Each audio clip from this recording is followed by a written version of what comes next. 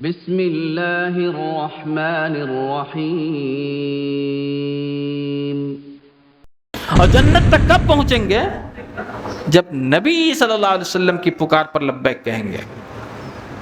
نبی بلائے ادھر اور تم جاؤ ادھر، تو جنت تھوڑی پہنچو گے، وہ کہیں اور پہنچ جاؤ گے۔ سب سے حسین بات، سب سے بہترین بات اس شخص کی ہوتی ہے جو لوگوں کو اللہ کی طرف بلاتا ہے۔ ہم آباء و اجداد کے عقائد اور اس کے دین کی طرف بلا رہے ہیں، ہم اماموں کی طرف بلا رہے ہیں۔ نبی اللہ کی طرف بلا رہا ہے تو امت بھی اللہ ہی کی طرف بلائے۔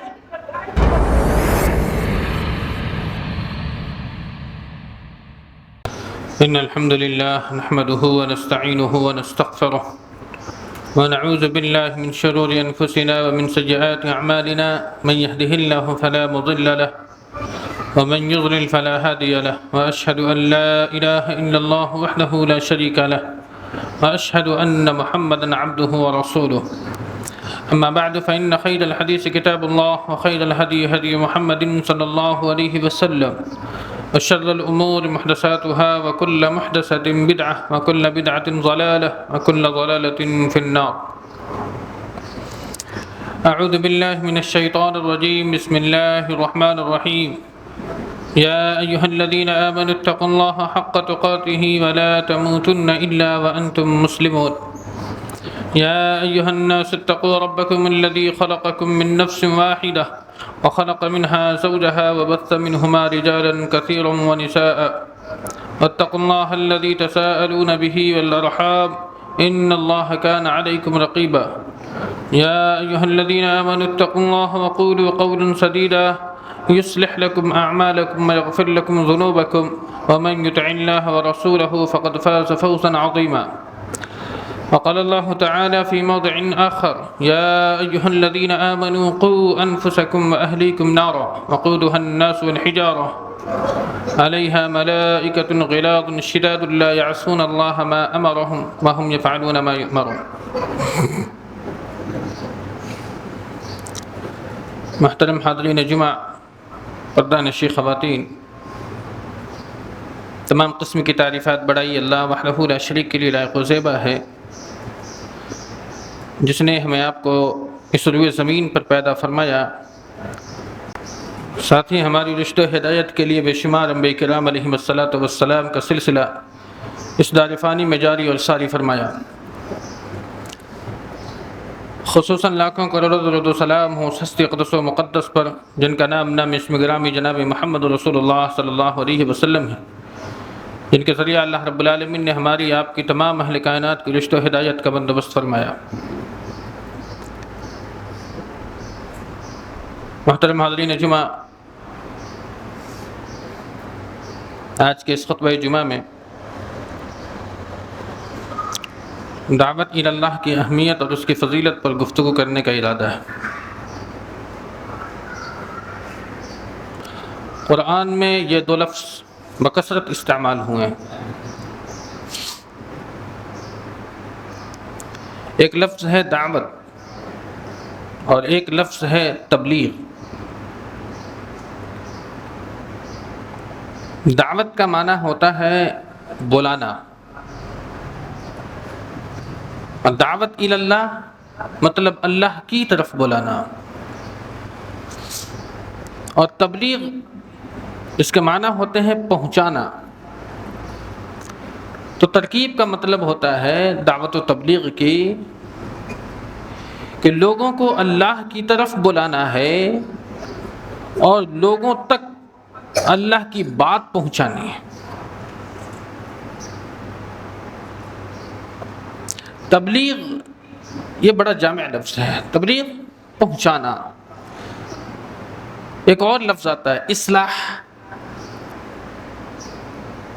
دعوت اور تبلیغ یہ لفظ غیروں کے لیے آتا ہے، اس لیے کہ جو اللہ کی جانب نہیں ہے اسے اللہ کی طرف بلانا ہے، اور جن لوگوں تک اللہ کی بات نہیں پہنچی ہے ان لوگوں تک اللہ کی بات کو پہنچانی ہے۔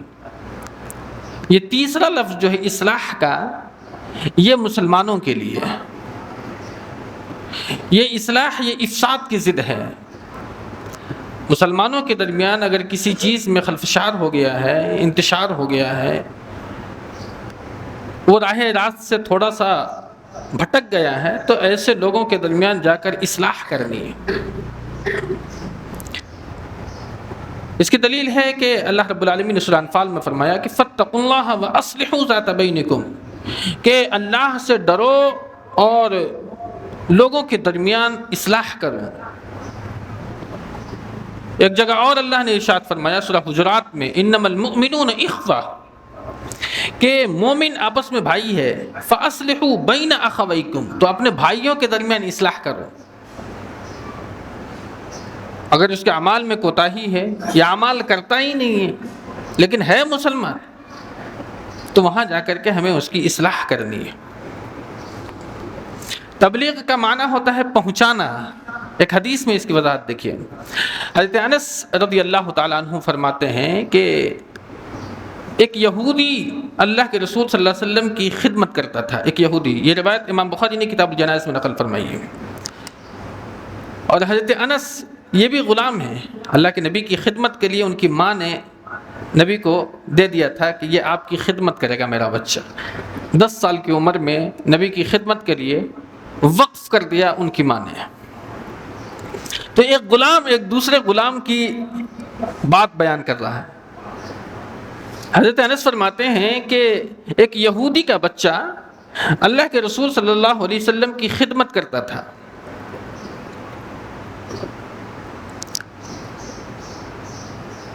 ایک دن وہ بیمار ہو گیا۔ بیمار ہو جانے کے بعد جب اللہ کے رسول کو معلوم ہوا کہ وہ یہود کا بچہ بیمار ہو گیا ہے، تو آپ صلی اللہ علیہ وسلم اس کی عیادت کے لیے تشریف لے گئے۔ اس کو کہتے ہیں رواداری۔ ایک یہود کے بچے کو خدمت کے لیے رکھنا، یہ ہے رواداری۔ اور اس کے بیمار ہو جانے پر تیمارداری کے لیے جانا، اس کی عیادت کرنے کے لیے جانا، یہ ہے انسانیت۔ اور تیمارداری کے لیے کون جا رہا ہے؟ محمد رسول اللہ صلی اللہ علیہ وسلم، کائنات میں سب سے عظیم الشان مرتبت والا۔ اللہ نے اس مقام تک بلایا جہاں تک کوئی نہیں پہنچ سکا۔ اتنا عالی مرتبت شخص، اور اس روئے زمین پر سب سے زیادہ مسلمانوں سے عداوت اور دشمنی رکھنے والے کی عیادت کے لیے جاتا ہے۔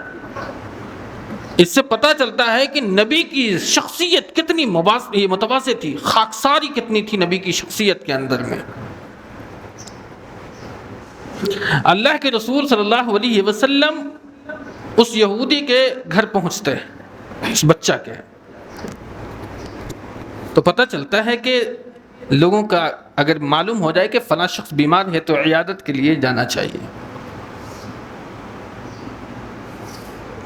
اور اس روئے زمین کی سب سے بڑی انسانیت خدمت خلق ہے، اور اس میں بھی سب سے بڑی خدمت اسلام کی طرف بلانا ہے، دعوت کا کام کرنا ہے۔ اللہ کے نبی صلی اللہ علیہ وسلم جب اس کے گھر تشریف لے گئے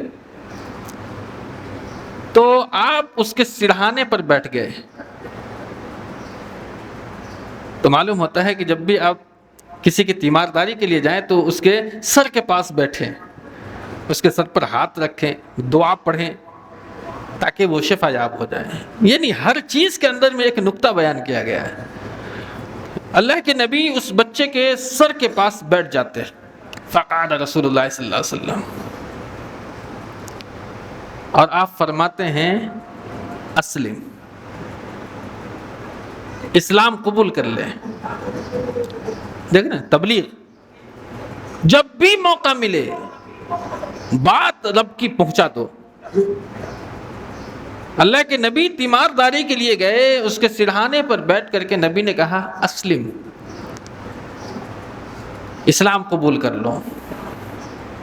انسانیت کا سب سے بڑا فرض ادا کرنا چاہتے ہو تو لوگوں کو جہنم کی آگ سے بچانے کی کوشش کرو، جو کردار رسول میں مکمل جھلکتا ہے۔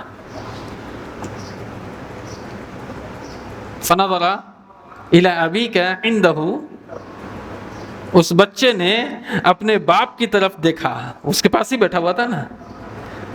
مطلب کیا تھا کہ یہ بچہ اپنے باپ سے پوچھنا چاہ رہا تھا کیا کروں. نبی فرما رہے نا اسلم، تو بچہ اپنے باپ کی طرف دیکھتا ہے. باپ کون ہے؟ یہودی، اور سب سے بڑا دشمن اس لیے زمین کا مسلمانوں کا. یہ میں نہیں کہتا، رب خود کہتا ہے لَتَجِدَنَّ أَشَدَّ النَّاسِ عَدَاوَةً لِلَّذِينَ آمَنُوا الْيَهُودَ، مسلمانوں کا، ایمان والوں کا سب سے بڑا دشمن اس لیے زمین پر یہود ہے. جب اس بچے نے اپنے باپ کی طرف دیکھا، باپ نے اجازت دی فاتح ابو القاسم، یعنی کہ تم ابو القاسم کی اطاعت کرو، مان لو اس کی بات کو. باپ یہودی ہے، ایمان خود نہیں لا رہا، لیکن بیٹے کے ایمان لانے کی راہ میں رکاوٹ بھی نہیں کھڑی کر رہا. اس کا مطلب ہے کہ اس پر حقیقت واضح تھی. وہ اس بات کو جانتا تھا کہ یہ محمد ہیں صلی اللہ علیہ وسلم اور یہ اللہ کی طرف سے بھیجے ہوئے رسول ہیں، لیکن اس کے باوجود بھی وہ ایمان نہیں لائے. لیکن بیٹے کے ایمان کی راہ میں رکاوٹ نہیں بنا. اس نے کہا جو ابو القاسم کہہ رہے ہیں مان لو. فاسلم، پھر اس بچے نے اسلام کو قبول کر لیا. اللہ کے نبی پھر وہاں سے باہر نکلتے ہیں اور آپ فرماتے ہیں الحمدللہ الذی انقذہ من النار، تمام تعریف اس اللہ کے لیے ہے جس نے اس کو آگ سے بچا دیا. تمام تعریف اللہ کے لیے ہے جس نے اس بچے کو جہنم کی آگ سے بچا دیا، ہے نا. تو نبی نے کیا کیا؟ تبلیغ کی. کس چیز کی؟ جو اللہ کی طرف سے نبی پر نازل ہوتی تھی. سب سے بڑی تبلیغ اللہ کی طرف بلانا ہے. آپ نے پہنچا دیا، جیسے ہی موقع ملا آپ نے پہنچا دیا. تو تبلیغ یہ ہر انسان کے ذمہ فرض ہے.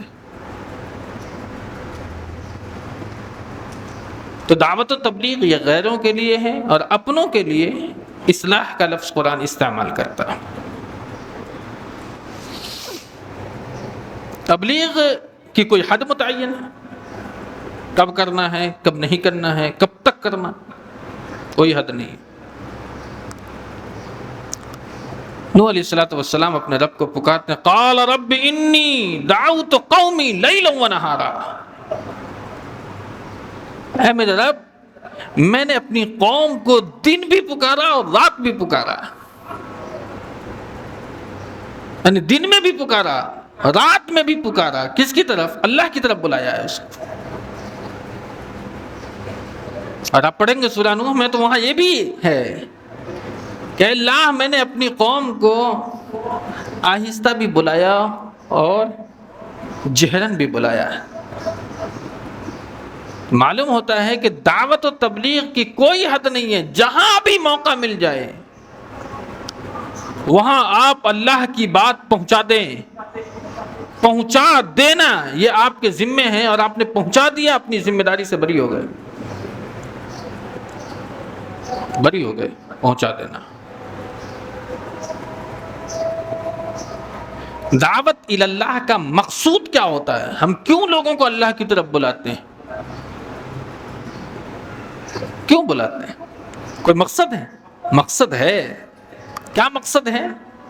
ایک آیت کریمہ، اس میں بہت ساری باتیں اللہ نے نقل فرمائی ہے. آیت کریمہ کیا ہے؟ قال یا قوم ان كنت على بینۃ من ربی،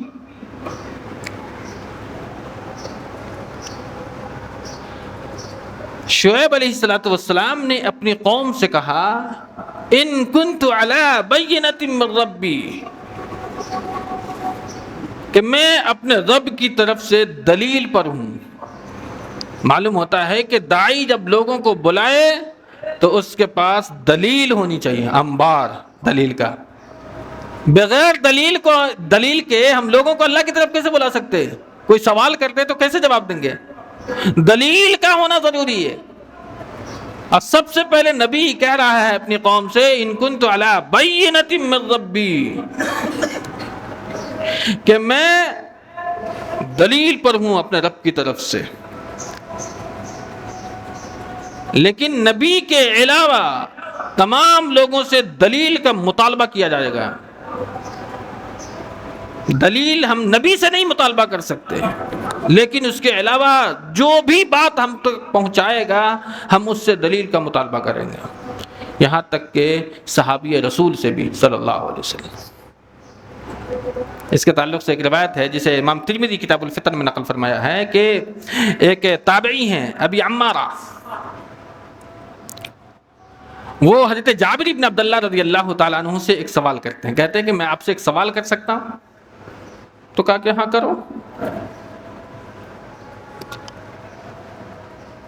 تو انہوں نے پوچھا کہ کیا میں بجو کا شکار کر سکتا ہوں؟ حضرت جابر بن عبداللہ نے فرمایا قال نعم، ہاں کر سکتے ہیں آپ. قال آکلوہا، کیا میں اس کو کھا سکتا ہوں؟ قال نعم، کھا سکتے ہیں. سوال دیکھیں، سوال. اس کے بعد پوچھ رہے ہیں کون؟ ابھی ہمارا. کس سے؟ جابر بن عبداللہ سے. کیا پوچھ رہے ہیں؟ کیا یہ آپ کہہ رہے ہیں یا اللہ کے رسول صلی اللہ علیہ وسلم نے کہا؟ جابر بن عبداللہ کہتے ہیں کہ یہ بات میں نہیں، اللہ کے رسول صلی اللہ علیہ وسلم نے کہی ہے. ابھی ہمارا کیا؟ سوال ختم ہو جاتا ہے. مطلب یہ ہے کہ سند جب نبی تک پہنچ جاتی ہے سوال ختم ہو جاتا ہے. لیکن نبی تک اگر سند نہیں پہنچی تو سوال کا سلسلہ جاری رہے گا، جیسا کہ ابھی عمارہ نے سوال کا سلسلہ جاری رکھا ہے. نبی سے سوال اس لیے نہیں کر سکتے کہ نبی تو سراپا دلیل ہے. نبی ہنسے تو دلیل، مسکرائے تو دلیل، چلے تو دلیل، بیٹھے تو دلیل، کچھ بولے تو دلیل. نبی پورا کا پورا سراپا دلیل ہوتا ہے. اسی لیے وہاں شعیب علیہ السلام نے کہا کہ ان کنت علی بینۃ من ربی، داعی کے پاس دلیل کا ہونا ضروری ہے. تو انہوں نے کہا کہ میں اپنے رب کی طرف سے دلیل پر ہوں. اور ایک داعی کو مال بھی ہونا ضروری ہے، پیسہ بھی ہونا ضروری ہے. غریب آدمی کسی مالدار کے پاس چلا جائے کہ بھائی جو تم عمل کر رہے ہو وہ اسلام کے خلاف ہے، چلٹ تو آئے گا مجھے دعوت دینے کے لیے، یہ تیری کیا ہمت ہے، کیا بساط ہے تیری، ہے نا، دھتکار کر کے بھگا دیا جائے گا.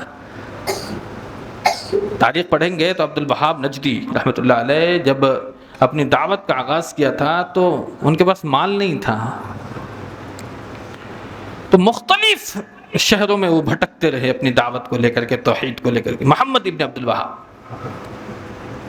لیکن ان کی دعوت چلتی رہی لیکن اتنی کامیاب نہیں ہو سکی. لیکن جب آل سعود کا سپورٹ ملا تو علم اور دولت دونوں ایک ساتھ جم گئی. پھر انہوں نے اپنی دعوت کو پروان چڑھا دیا. تو ایک داعی کے پاس مال بھی ہونا ضروری ہے. ایسا نہ ہو کہ بڑے لوگوں سے مرعوب ہو کر کے اپنا فیصلہ ہی بدل لے. تو داعی کو معاشی طور پر آپ مکمل طور پر تیار رکھیں، تبھی تو وہ اللہ کی بات کو آپ تک صحیح طور پر پہنچا سکتا ہے. یہ میں ایسے ہی نہیں کہہ رہا، دلیل شعیب علیہ السلام نے کہا یا قوم ان کنت علی بینۃ من ربی ورزقنی منہ رزقا حسنا، اور میرے پاس بہت رزق ہے اللہ کی طرف سے دیا ہوا، ہمیں مت ڈرا، ہمیں ڈرانے کی ضرورت نہیں ہے. ورزقنی، میرے پاس بہت رزق دیا اللہ نے، رزقا حسنا، رزق حسن ہے اللہ نے ہمارے دیا ہے. تو داعی دلیل کے ساتھ گفتگو کرے، اور داعی کی دعوت اور بھی اثر انداز ہو جاتی ہے اس وقت جب اس کے پاس مال بھی ہوتا ہے. اور مال نہیں بھی ہو تو مالدار اگر پیچھے ہو تو بھی دعوت اثر انداز ہوتی ہے. وَرَزَقَنِي مِنْهُ رِزْقًا حَسَنًا. اس کے بعد ان اريد ان اخالفكم الى ما انهاكم عنه، اس کے بعد وہ جس چیز کی طرف بلا رہا ہے اس پر وہ خود عمل کر رہا ہو. یہ داعی کی صفت ہے. ایسا نہیں ہے کہ لوگوں کو ہم اللہ کی طرف بلائیں یا خود شیطان کی طرف رہیں. ان اريد ان اخالفكم الى ما، دعوت کا اسلوب بتایا ہے یہاں، اور مقصود ان اريد الا الاصلاح ما استطعت، مقصد کیا ہے دعوت کا؟ تمہاری اصلاح ہو جائے، یہ مقصد ہے۔ تم جو غلط کام کر رہے ہو اس کو چھوڑ کر کے صحیح راستے کی طرف آ جاؤ، یہ ایک داعی کا مقصد ہوتا ہے۔ اور ایک داعی پوری زندگی دعوت میں لگا رہے، پریوار کو سڑک پہ چھوڑ دے؟ نہیں، اللہ نے کہا وہاں مستطاعت، جتنی طاقت ہو اتنے ہی دعوت و تبلیغ کرو۔ تمہارے پیچھے تمہارے والد ہیں، والدہ ہیں، بیٹا ہے، بیٹی ہے، بیوی ہے، سارے لوگ ہیں نا، اس کی بھی دیکھ ریکھ کرنی ہے۔ تو ان اريد الا الاصلاح ما استطعت وما توفیقی الا باللہ، یہ سب سے اہم جملہ ہے۔ کوئی بھی کام اس وقت تک تم نہیں کر سکتے جب تک کہ اللہ کی توفیق نہ ہو سکے۔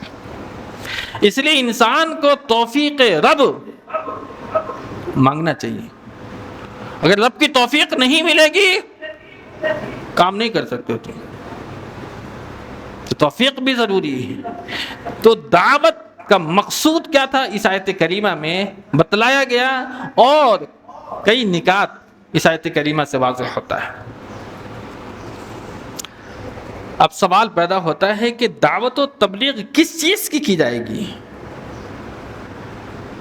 اللہ نے فرمایا یا ایھا الرسول بلغ ما انزل الیک من ربک، ہے نا، بڑی عجیب کتاب ہے، ہر چیز کا جواب دیتی ہے، جو سوال کرو سارے سوال کا جواب دیتی ہے یہ کتاب۔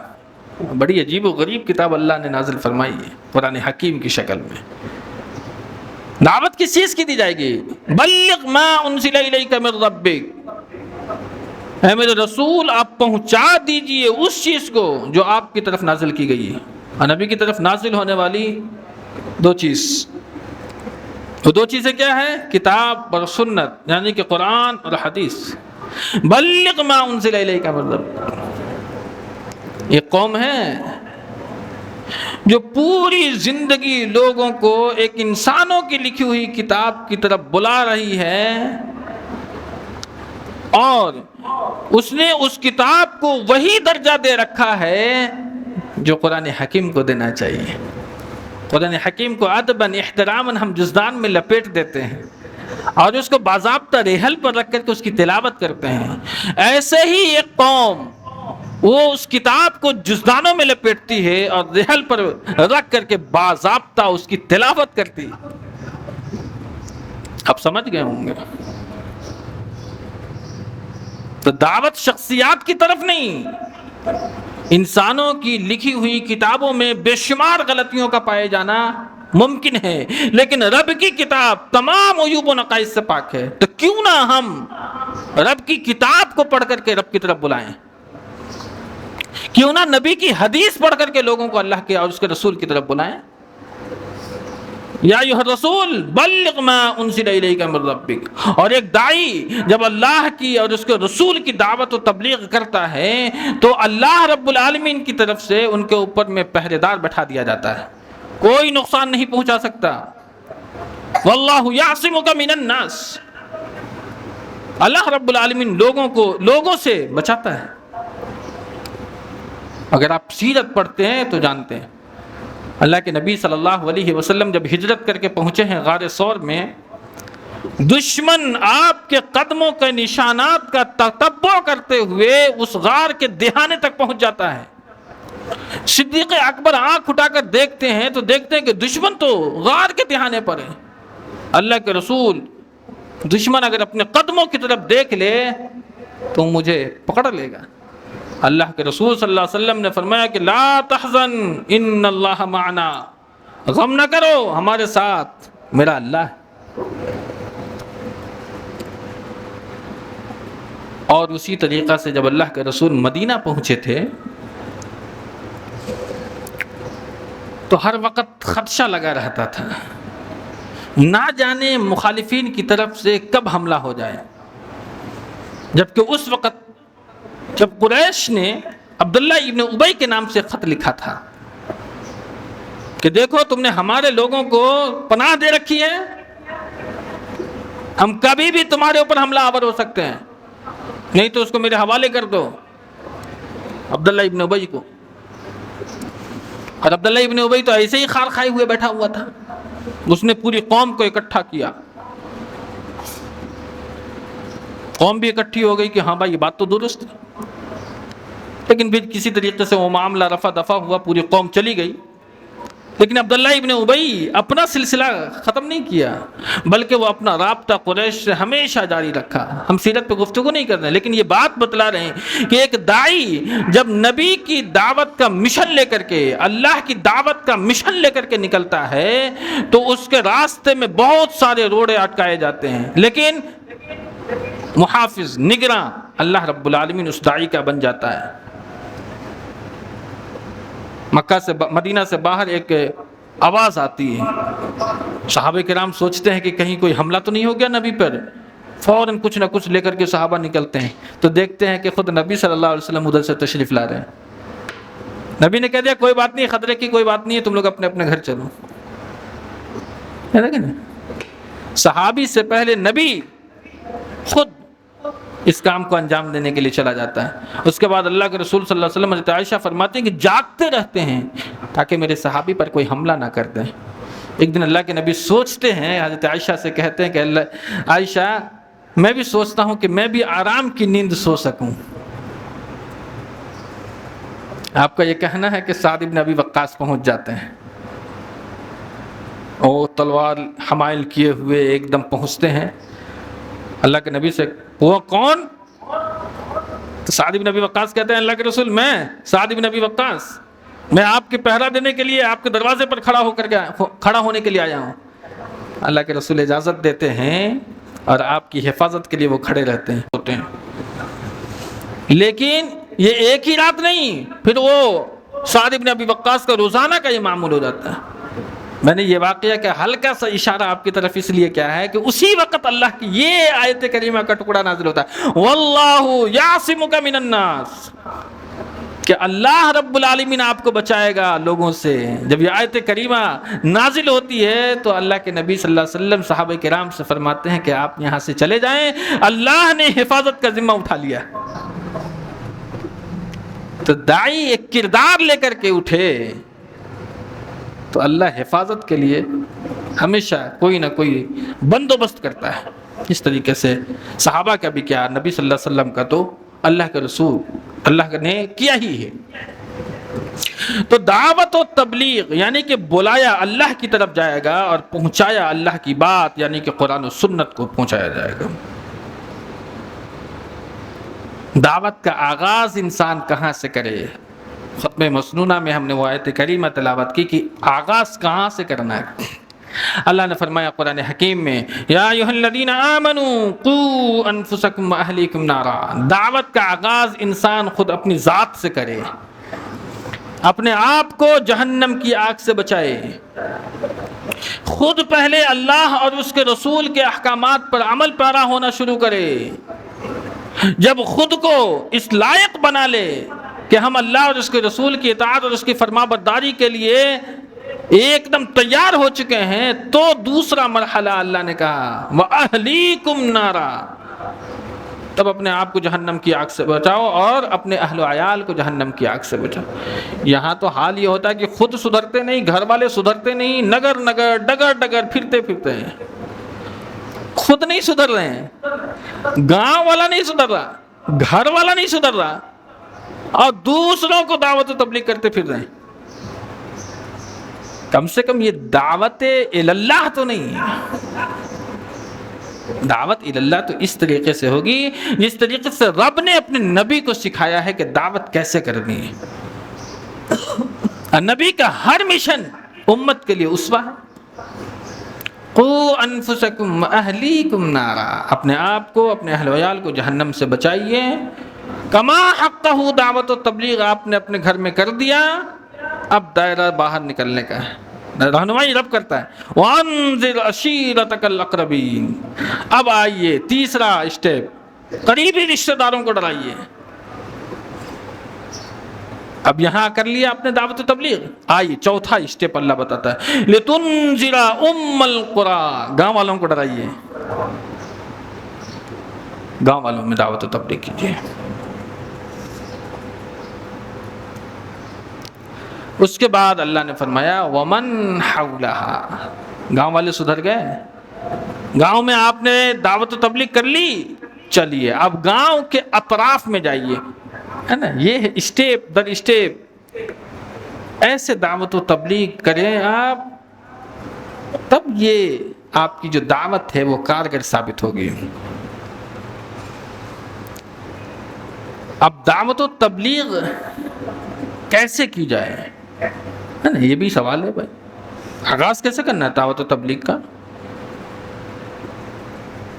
داعی کی ایک اور صفت اللہ نے قرآن حکیم میں بیان کی ہے کہ جو لوگ اللہ کی طرف لوگوں کو بلاتا ہے سب سے بہترین قول اسی کا ہوتا ہے۔ اللہ نے فرمایا وَمَنْ أَحْسَنُ قَوْلًا مِّمَّنْ دَعَا إِلَى اللَّهِ، سب سے حسین بات، سب سے بہترین بات اس شخص کی ہوتی ہے جو لوگوں کو اللہ کی طرف بلاتا ہے۔ اور اللہ نے اپنے نبی کو بھی حکم دیا تھا قُلْ هَٰذِهِ سَبِيلِي أَدْعُو إِلَى اللَّهِ، یعنی کہ نبی نے بھی ایسے بلایا ہے، یہ میرا راستہ ہے، هَٰذِهِ سَبِيلِي أَدْعُو إِلَى اللَّهِ، اور میں تمہیں اللہ کی طرف بلاتا ہوں۔ ایک نبی اللہ کی طرف بلا رہا ہے اور ہم شخصیات کی طرف بلا رہے ہیں، ہم آباء و اجداد کے عقائد اور اس کے دین کی طرف بلا رہے ہیں، ہم اماموں کی طرف بلا رہے ہیں۔ نبی اللہ کی طرف بلا رہا ہے تو امت بھی اللہ ہی کی طرف بلائے، یہی نا ادعو الی اللہ۔ آگے اللہ کے رسول نے فرمایا علی بصیرۃ انا ومن اتبعنی، کہ میں اور میرے ساتھ جو ہیں یعنی کہ میرے صحابہ پوری بصیرت کے ساتھ اس راستے پر قائم ہیں۔ تو لوگوں بلاؤ اللہ کی طرف، اور یہ دعوت و تبلیغ کوئی عام چیز تھوڑی ہے، یہ تو ربانی دعوت ہے، یہ ربانی دعوت ہے، یہ کوئی انسانی نہیں۔ اللہ ایک داعی کا کام کر رہا ہے، کیسے؟ واللہ یدعو الی دار السلام، اللہ تمہیں دار السلام کی طرف بلا رہا ہے۔ لوگ دنیا میں دار السلام بنا لیتے ہیں، دنیا میں دار السلام ہوتا ہے، ارے ایک ٹینشن ختم نہیں ہے کہ دوسری کھڑی ہوتی ہے، دوسری ختم نہیں ہے کہ تیسری انتظار کر رہی ہوتی ہے، یہی لوگ بورڈ لگا دیتے ہیں دار السلام۔ دار السلام ایک ہی ہے اور وہ ہے جنت، جہاں ٹوٹل پیس ہے، وہاں کوئی ٹینشن نہیں ہے، اور اللہ اسی دار السلام کی طرف بلاتا ہے، واللہ یدعو الی دار السلام۔ یہ تو ربانی دعوت ہے نا، اللہ دار السلام کی طرف بلا رہا ہے، اور دار السلام کیا ہے؟ جنت ہے۔ اور جنت تک کب پہنچیں گے؟ جب نبی صلی اللہ علیہ وسلم کی پکار پر لبیک کہیں گے۔ نبی بلائے ادھر اور تم جاؤ ادھر، تو جنت تھوڑی پہنچو گے، وہ کہیں اور پہنچ جاؤ گے۔ تو اللہ داعی ہے، یہ ربانی دعوت ہے، اور اللہ نے نبی کی طرف بھی نسبت کی ہے کہ یہ میرا نبی بھی داعی ہے۔ اِنَّا أَرْسَلْنَاكَ شَاهِدًا وَمُبَشِّرًا وَنَذِيرًا وَدَاعِيًا إِلَى اللَّهِ بِإِذْنِهِ وَسِرَاجًا مُنِيرًا۔ میرا نبی شاہد ہے، مبشر ہے، نذیر ہے، وَدَاعِيًا إِلَى اللَّهِ، اور میرا نبی داعی ہے، اللہ کی طرف بلا رہا ہے، اور ایسے نہیں بِإِذْنِهِ، اللہ کی اجازت سے بلا رہا ہے، وَسِرَاجًا مُنِيرًا، اور میرا رسول چمکتا ہوا چراغ ہے۔ اس آیت کریمہ کی تفسیر ایک مفسر کرتا ہے، بڑا پیارا، یعنی کہ وہ جو قرآن پر بہت ہی گہری نظر رکھتا ہے وہی بیان کر سکتا ہے۔ نبی کو آخر اللہ نے سراج کیوں کہا؟ سورج بھی تو کہہ سکتا ہے، چاند بھی تو کہہ سکتا تھا، اس لیے کہ سورج اور چاند سے زیادہ روشنی تو چراغ نہیں دے سکتا ہے نا، تو پھر آخر اللہ نے نبی کو سراجم منیرا کیوں کہا؟ چمکتا ہوا چراغ۔ وہ باریک نکتہ وہ بیان کیا ہے کہ اسی لیے اللہ نے سراجم منیرا کہا کہ کچھ ایسے مقامات ہوتے ہیں جہاں نہ تو سورج کی روشنی پہنچ سکتی ہے اور نہ ہی چاند کی روشنی پہنچ سکتی ہے، لیکن چراغ یہ ایک ایسی روشنی ہے کہ کہیں بھی جلا لو روشن ہو جائے گی۔ تو کسی ایسے مقام پر تم چھپے ہوئے ہو جہاں تمہیں ہدایت کی روشنی چاہیے، وہ میرا رسول ہے نا سراجم منیرا، جلاؤ، وہ چراغ تمہیں وہاں بھی روشن دے گا۔ کتنا باریک نکتہ ہے، یہ قرآن پر گہری نظر رکھنے والا کوئی مفسر بیان کر سکتا ہے۔ وداعیا الی اللہ باذنہ وسراجا منیرا، کہ میرا رسول اس کے حکم سے اللہ کی طرف بلاتا ہے اور روشن چراغ ہے، سراجا منیرا، چمکتا ہوا چراغ۔ تو معلوم یہ ہوتا ہے کہ ایک داعی کو دعوت کا یہ انداز اختیار کرنا چاہیے۔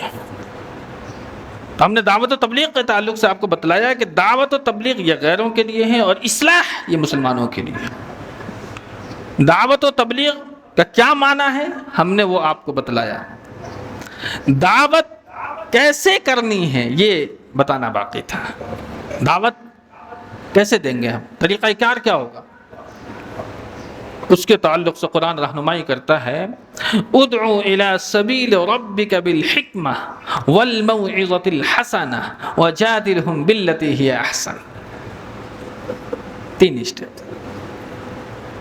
ایک داعی جب دعوت دیتا ہے تو سامنے والے کی 3 شکل ہو سکتی ہے۔ ایک تو ایسا ہی انسان ہوگا عام، اس کے اندر کوئی کوالٹیز نہیں ہوگی، جاہل طبقے کا انسان ہے، تو اس کے لیے اللہ نے فرمایا کہ انہیں موعظت حسنہ کرو، اس کے سامنے جنت کا ذکر کرو، جنت کی نعمتوں کا ذکر کرو، اللہ کے احسانات کو یاد دلاؤ، اللہ کے مہربانی، اللہ کا کرم، اللہ کی غفور رحیمی، ان ساری صفت کا ذکر اس کے کرو، سامنے کرو، اس کے سامنے جہنم کا ذکر کرو، جہنم کے عذابات کا ذکر کرو۔ یہ ہے کیا، مواعظ حسنہ ہے یہ۔ لیکن دوسرا ہوتا ہے کہ آپ جب دعوت کا کام کریں گے تو سامنے والا کوالیفائڈ ہوگا، پڑھا لکھا بھی ہوگا۔ اگر آپ اسے دعوت دیں گے تو وہ آپ سے کچھ سوال کرے گا، اب سوال کرے گا تو ایک داعی اس کے سوال کے جواب کو بہت ہی دل نشیں پیرائے میں دے، بڑی حکمت کے ساتھ دعوت دے، اس کے سوال کے جواب بڑی حکمت اور بڑی دانائی کے ساتھ دے، تاکہ آپ کی بات سامنے والے کو سمجھ میں آ جائے۔ یہ میں نے کہتا، اللہ کے رسول نے فرمایا کہ آپ کے سامنے کا جو مدعی ہوتا ہے نا، جس کو آپ بلاتے ہیں، اس کے سامنے بات اتنا ہی کریں جو بات اس کی سمجھ میں آ سکتی ہو۔ آپ اس کے سر کے اوپر والی بات کر دیں تو یہ دعوت نہیں ہے۔ سامنے والے کا جتنا فہم ہے اس کے فہم کے قریب تر بات کا ہو تو آپ کی وہ بات مؤثر ہوگی، نہیں تو وہ تو آپ کی بات اس کے سر کے اوپر سے چلی جائے، آپ بولتے رہ جائیں گے، آپ کو کچھ بھی سمجھ میں نہیں آئے۔ تو حکمت یہ دوسرا ہے۔ تیسرا آدمی ہوگا وہ جھگڑالو ٹائپ کا ہوگا، ہاں جھگڑے میں آ جائے گا۔ اب جھگڑا اگر وہ کرنے پر آئے تو آپ کا کردار کیا ہونا چاہیے وہ اللہ نے فرمایا، وَجَادِلْهُمْ بِالَّتِي هِيَ أَحْسَنُ۔ اگر آپ کا مدعی آپ سے جھگڑ رہا ہے تو آپ کا انداز احسن ہونا چاہیے، بہت ہی اچھا انداز ہونا چاہیے، گالم گلوچ نہیں ہونی چاہیے، شخصیات پر حملہ نہیں ہونی چاہیے، ذاتیات پر حملہ نہیں ہونی چاہیے۔ آپ نہایت ہی احسن انداز میں اس کی بات کا جواب دیتے رہیں اور دلیل کے ساتھ دیتے رہیں۔ اگر اس کے بعد بھی آپ کا سامنے والا آپ کی بات کو نہیں سمجھ سکا، السلام علیکم کہتے ہوئے وہاں سے ایک داعی جھگڑنا نہیں کرے اس سے۔ اللہ کے رسول صلی اللہ علیہ وسلم نے آخری مرحلہ میں ابو جہل سے کیا کہتا ہے، فلا صدق ولا صلی ولکن کذب وتولى ثم ذهب الى اهله يتمطى۔ کتنا ستایا ابو جہل نے نبی کو، لیکن نبی نے کبھی اس کی گالی کا جواب گالی سے نہیں دیا ہے، آپ نے اپنے اخلاق سے دیا، اپنے کردار سے دیا ہے۔ تبھی تو حضرت حمزہ سے کہا تھا کہ ہمیں اس بات سے کوئی خوشی نہیں ہے کہ آپ نے ابو جہل سے میرے بدلہ لے لیا، یہ تو خوشی اس وقت ہوگی جب آپ دائرہ اسلام میں داخل ہو جائیں۔ ہمیں یہ نہیں مطلب ہے کہ آپ نے میرا بدلہ ابو جہل سے جا کے لے لیا۔ تو نبی اپنی ذاتیات کا بدلہ کبھی بھی کسی سے نہیں لیا، آپ نے کسی کو بھی گالی کا بدلہ گالی سے نہیں دیا، آپ نے اپنے عمل اور اپنے کردار سے اپنے مخالفین کو جواب دیا۔ سیرت پڑھیں، سمجھ میں آتا کیا نبی کی سیرت تھی۔ کوئی بات اگر نبی کسی کے خلاف بول دے تو وہ ایک دلیل کی حیثیت رکھتا تھا، اور دشمن بھی آپ کی اس بات کو تسلیم کرتا تھا کہ اگر یہ بول دیا ہے تو یہ بات ہو کر کے رہے گی. ایسا کردار پیدا کیا اللہ کے رسول نے. تو ذاتیات کا بدلہ نہیں لے. تو وَجَادِلْهُمْ بِالَّتِي هِيَ أَحْسَنُ. آپ جب دعوت و تبلیغ کا مشن لے کر کے چلیں تو اگر کوئی آپ سے جھگڑا اور گالم گلوچ پر اتر آئے تو آپ کا انداز اس وقت بھی احسن ہونا چاہیے اور نبی کی سیرت پوری سامنے آ جائے. تب تو آپ نبی کے اس مشن کو آگے تک لے جا سکتے ہیں. تو دعوت اللہ کی بڑی اہمیت ہے, اس کی فضیلت ہے. لیکن جب آپ دعوت کا کام کریں گے تو بہت سارے ایسے اشخاص سے آپ کی ملاقات ہوگی جو آپ کی دعوت کو سمجھنے کے بعد بھی آپ کی دعوت کو قبول نہیں کریں گے. تو وہ کتنے لوگ ہیں؟ اور جب آپ مشن کو لے کر کے چلیں گے تو آپ کی دعوت کو روکنے کے لیے کتنا طریقہ اختیار کیا جائے گا. ہم انشاءاللہ رب العالمین آنے والے جمعہ کے اندر اس پر تفصیلی بحث کریں گے. باری تعالیٰ سے دعا ہے رب العالمین ہمیں آپ کو نیک عمل کی توفیق عطا فرمائے. آمین. وآخر دعوانا الحمدللہ رب العالمین.